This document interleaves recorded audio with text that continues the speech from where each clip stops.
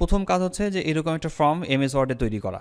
এই ফর্মটাতে অনেকগুলো আছে, যেমন এপিট ওপিট দুই পিটেই লেখা যাবে, বা এপিট ওপিট আপনারা প্রিন্ট করতে পারবেন সহ, এই প্রিন্ট করা যাবে। এরকম একটা এমএস ওয়ার্ডে আমরা ফর্ম কীভাবে তৈরি করতে পারি সেটাই আজকে আমরা দেখব। তো প্রথম কাজ হচ্ছে আমরা ফাইলে ক্লিক করে আমরা আগে নতুন একটা ডকুমেন্ট ওপেন করে নিই, ব্ল্যাঙ্ক ডকুমেন্ট। তাদেরকে যেতে হবে পেজ লেআউটে, আমরা পেজ লেআউটে ক্লিক করে নিই। পেজ লেআউটে ক্লিক করার পর মার্জিনে ক্লিক করি। মার্জিনে ক্লিক করার পর এখান থেকে আমরা ন্যারো লেখাতে ক্লিক করে নিয়ে আমরা পেজটা ন্যারো করে ফেলবো, মানে সব দিক থেকে যেন এটা উপরের দিকে উঠে যায়। এবার আমাদের কাজ হচ্ছে লেখার কাজগুলো কমপ্লিট।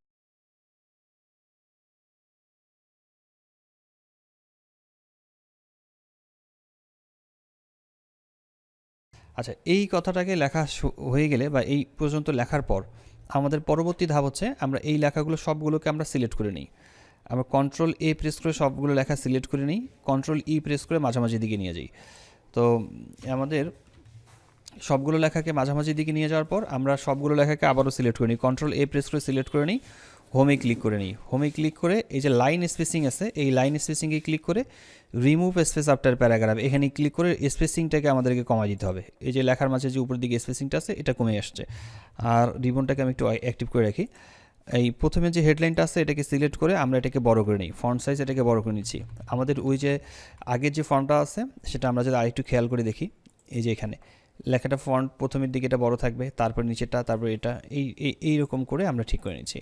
এটাকে বড় করে নিচ্ছি। নিচের লেখাগুলোকেও সিলেক্ট করে আমরা ফন্ট সাইজ একটু বড় করে নিচ্ছি।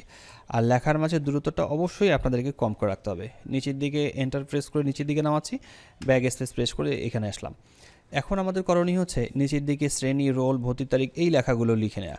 যেমন শ্রেণী, রোল, ভর্তির তারিখ, এবং হচ্ছে এখানে একটা বক্স দেওয়া আছে, এই বক্সগুলো এবং ভর্তি ফর্ম কথাটা দেওয়া আছে। এই লেখাগুলোকে আমাদেরকে একটা ছকের ভিতরে রাখতে হবে, মানে একটা টেবিল তৈরি করে ফেলবো। যেমন এখানে কলাম ধরে নেন, এটা একটা কলাম, এটা একটা কলাম, এটা একটা কলাম, আবার এইদিকে একটা কলাম। তাহলে কলামের সংখ্যা হচ্ছে 1 2 3 4টা কলাম, আর রো হচ্ছে 1 2 3 তিনটা রো আমাদেরকে তৈরি করতে হবে। এখানে আমরা ওই ফর্মটাতে যাই, আমরা ইনসার্ট নামের ট্যাবটাতে ক্লিক করে নিই, এখানে টেবিলে আসি। টেবিলে আসার পর এখান থেকে আমাদেরকে 4টা কলাম এবং হচ্ছে 3টা রো আমাদেরকে তৈরি করে নিতে হবে। আপনারা এইভাবে চাইলে নিতে পারেন বা অন্যভাবেও আপনারা এটাকে তৈরি করে নিতে পারেন। স্পেসিংটাকে একটু বড় করে রাখেন, এতে করে আপনাদের পরবর্তীতে বুঝতে সুবিধা হবে কেন আমরা এর স্পেসিংটাকে একটু বাড়ায় রাখতেছি। তো প্রথমের দিকে এখানে লিখলাম আমরা শ্রেণী। শ্রেণী দেওয়ার পর আমরা এখান থেকে ক্লোন দিয়ে দিই, তারপরে দিচ্ছি রোল। রোল লেখার পর এখানেও আমরা ক্লোন টাইপ করে নিই, তারপরে দিচ্ছি ভর্তির তারিখ। ভর্তির তারিখ এটাও আমরা একটা ক্লোনের ভিতরে রাখি। এখন কাজ হচ্ছে এই লাইনটাকে ধরে এইদিকে সরাই নিয়ে আসা। আমরা এটাকে একটু সরাই দিই। আর এখানে ফন্ট সাইজটা আমাদের একটু খেয়াল করতে হবে, ফন্ট সাইজ কত আছে। এই ফন্ট সাইজটা আমাদের এটা পুরোটাই আসবে 14তে, এটা একটু মাথায় রাখতে হবে। এই লাইনটাকে আমরা একটু কমাই দিচ্ছি এখান থেকে, লাইন স্পেসিং এটাকে ধরে কলামের দূরত্বটা কমাই দিতে পারবেন। তারপর এটাকে এনে এই পর্যন্ত দিয়ে দেন, আর এই লাইনটাকে ধরে এসে এই পর্যন্ত দিয়ে দেন। ব্যাস এতটুকু হয়ে গেলে আর বাকিটা কোনো কিছু দরকার নেই। এখন আমাদের কাজ হচ্ছে এই জায়গাটাতে ভর্তি ফর্ম কথাটা লেখা। আমরা একটু বাড়াই দিই স্পেসিংটাকে, লেখার মাঝে দূরত্বটাকে, বক্সের লাইনটাকে বাড়াই দিচ্ছি। এখানে আমরা লিখব ভর্তি ফর্ম। ভর্তি ফর্ম, এই ভর্তি ফর্ম লেখাটাকে সিলেক্ট করে আপনারা একে বোল্ড করে দেন। বোল্ড করে দেওয়ার পর আপনারা এটাকে বোল্ড করে দেওয়ার পর ফন্টের সাইজ একটু বড় করে নেন। এই বক্সটাকে কালো করতে গেলে আমাদেরকে চলে যেতে হবে এই টেবিল ডিজাইন যে টুলটা আছে এখানে। এখানে যাওয়ার পর আমরা শেডিংয়ে ক্লিক করে এর কালারটাকে করে দিই কালো কালার, তাহলে অটোমেটিকলি এটা কিন্তু কালো কালারের মধ্যে আসছে। এখানে প্রথম কাজ হচ্ছে কি, এটা করে দেওয়ার পর আপনারা এখানে আবার লাইন তৈরি করে দিতে হবে, কারণ আমাদের এই ছকটাতে এখানে বেশ কিছু লাইনের কথা বলছে, যেমন এই যে ডট ডট লাইনগুলো দেওয়া আছে লেখার জন্য। এই লাইনটা তৈরি করার জন্য আমাদের দরকার হচ্ছে এই টেবিল লেআউটে ক্লিক করা। টেবিল লেআউটে ক্লিক করে আমরা এখান থেকে চলে আসি ড্র টেবিলে। ড্র টেবিলে ক্লিক করার পর আমরা উপরের দিক থেকে একটা লাইন নিচের দিকে টেনে নামাই, আবারও এখান থেকে একটা নিচের দিকে টেনে নামাচ্ছি, আবারও এখানে বাম বাটন চেপে ধরে একটা নিচের দিকে টেনে নামাচ্ছি। এভাবে প্রত্যেকটা জায়গায় আপনার যতগুলো দরকার ঠিক ততগুলো লাইন এখানে নিচের দিকে নামাই নেবেন। আপনি গুনে দেখবেন যে কতগুলো প্রয়োজন হচ্ছে আপনার। আবার ড্র টেবিলে ক্লিক করলে পেন্সিলটা উঠে যাবে এখান থেকে। এবার আমরা এই লাইনগুলোকে সিলেক্ট করে নিই, আমরা টেবিল ডিজাইনে ক্লিক করে নিই, এখান থেকে আমরা বর্ডারে ক্লিক করে নো বর্ডারে ক্লিক করি। আবার এই ভর্তির তারিখ লেখাটাকে সিলেক্ট করে নো বর্ডারে ক্লিক করে নিচ্ছি। এখান থেকে সিলেক্ট করে নেওয়ার পর আবারও নো বর্ডারে ক্লিক করি। এখন আমাদের কাজ হচ্ছে কি, এই লাইনগুলোকে সিলেক্ট করে বর্ডারে ক্লিক করে এখান থেকে অল বর্ডারে ক্লিক করি, তাহলে দেখেন এই লাইনটা শো করবে।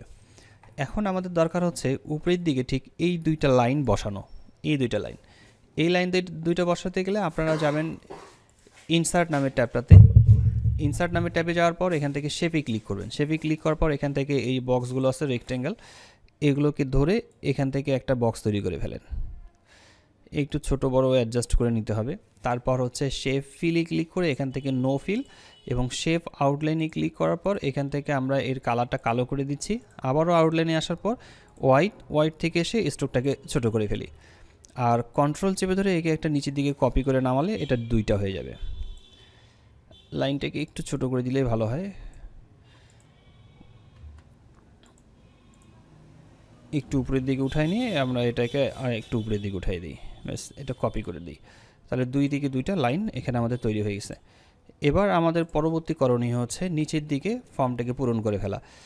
এই যে নিচের দিকে আমরা দেখতে পাচ্ছি যেমন এক ছাত্রের নাম, তারপর হচ্ছে পিতার নাম, মাতার নাম, স্থায়ী ঠিকানা, বর্তমান ঠিকানা, এই লেখাগুলোকে আমরা পূরণ করে ফেলবো ঠিক এভাবে। আমরা প্রথমে 1 দিয়ে শুরু করি, তারপরে হচ্ছে দাঁড়িয়ে দিচ্ছি, এটাকে এন্টার বাটন প্রেস করে একটু নিচের দিকে নামায় দিলে ভালো দেখা যাবে। তারপরে প্রথমে দিয়ে দেন ছাত্রের নাম, ট্যাব বাটন প্রেস করবেন একবার, দুইবার বা হচ্ছে 3বার প্রেস করে নেওয়ার পর তারপর এখান থেকে ডটগুলো দিয়ে দিতে হবে। তারপর আমরা এখানে জন্ম তারিখ কথা লিখি, জন্ম তারিখ ক্লোন আমরা দিয়ে দিই যতটুকু পর্যন্ত দেওয়া যায়। তারপর হচ্ছে 2 নাম্বার থেকে শুরু করি, তারপর হচ্ছে পিতার নাম, তারপর ট্যাব বাটন চেপে আসতে হবে এখানে, তারপর হচ্ছে ক্লোন এভাবে দিই। তারপর হচ্ছে এখানে আমরা লিখি বয়স, তারপর হচ্ছে ক্লোন দেওয়ার পর আবারও এখান থেকে ডট লাইনগুলো আমরা দিয়ে দিচ্ছি, এন্টার। আবারও 3 নম্বরে গিয়ে আমরা এখানে মাতার নাম লিখে নিই, ট্যাব বাটন চেপে এখানে ক্লোন দিয়ে দিই। তারপর হচ্ছে আবারও ডট লাইনগুলো এভাবে ব্যবহার করি। এভাবে আপনার যতটুকু পর্যন্ত ডট লাইন দরকার ততটুকু পর্যন্ত নিতে পারেন। তারপর হচ্ছে এভাবে 4, 5, 6 এখানে যেভাবে আপনার ফর্মটাতে লিখতে বলছে ঠিক সেভাবে আপনারা এখানে টাইপ করবেন, দেখবেন যে আপনার একটা ফর্ম তৈরি হয়ে গেছে।